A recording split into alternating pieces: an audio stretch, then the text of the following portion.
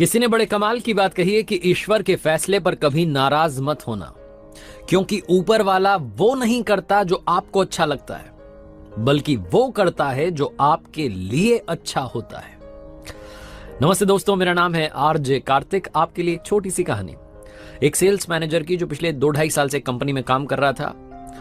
वो हर चीज के लिए ऊपर वाले का धन्यवाद करता था। उसको लगता था कि उसकी जो जॉब लगी है ऊपर वाले की कृपा से लगी है। हर पल के लिए, हर क्षण के लिए, हर मोमेंट के लिए ऊपर वाले का थैंकफुल था।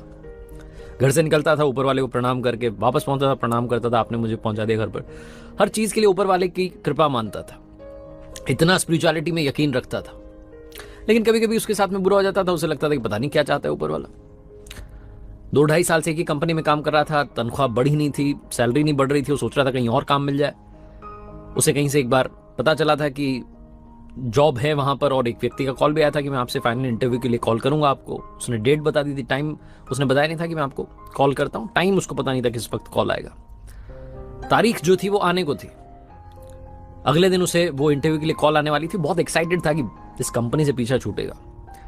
उसने थोड़ा जल्दी का अलार्म लगाया सुबह के लिए कि जल्दी जगूंगा, तैयार होकर फर्स्ट क्लास इंटरव्यू के लिए। उसने दिमाग में रख लिया क्या क्या सवाल पूछ सकते हैं, क्या जवाब देने, सब कुछ।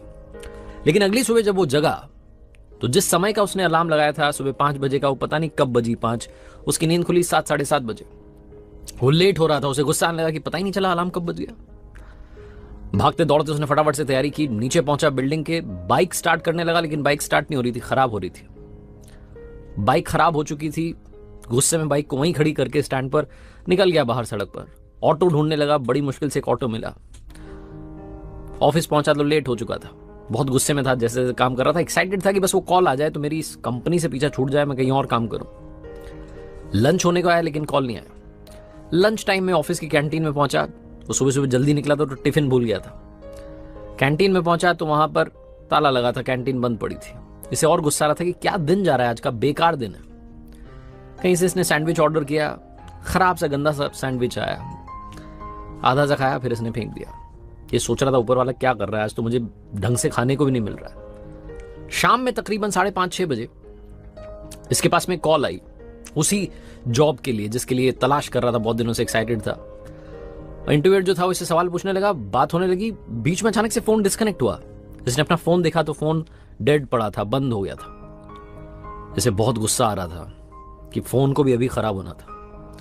फाइनली दिन खत्म हुआ। शाम में जब घर जा रहा था सोच रहा था कि जाकर के आराम करूंगा, बहुत हो गया, पूरा दिन सर दर्द रहा मेरा। घर पहुंचा, खाना वाना खा करके बिस्तर पर पहुंचा और बिजली चली गई। अब इसका गुस्से का पारा और बढ़ गया कि ऊपर वाले, मैं आपको इतना मानता हूं, इतना चाहता हूं, आप क्या कर रहे हैं मेरे साथ। गुस्से में पता नहीं कब इसको नींद लग गई और सपने में भगवान से बात कर रहा था और भगवान से कह रहा था आप क्या चाहते हैं मेरे साथ। मैं आपका इतना बड़ा भक्त हूं, इतनी पूजा पाठ सब कुछ करता हूं, आप पता नहीं क्या कर रहे हैं। आज का दिन कितना खराब था। अलार्म नहीं बजा, बाइक खराब हो गई, ऑटो बड़ी मुश्किल से मिला, कैंटीन बंद हो गई, टिफिन नहीं लेके गया, सैंडविच गंदा था, कॉल आया तो फोन बंद हो गया।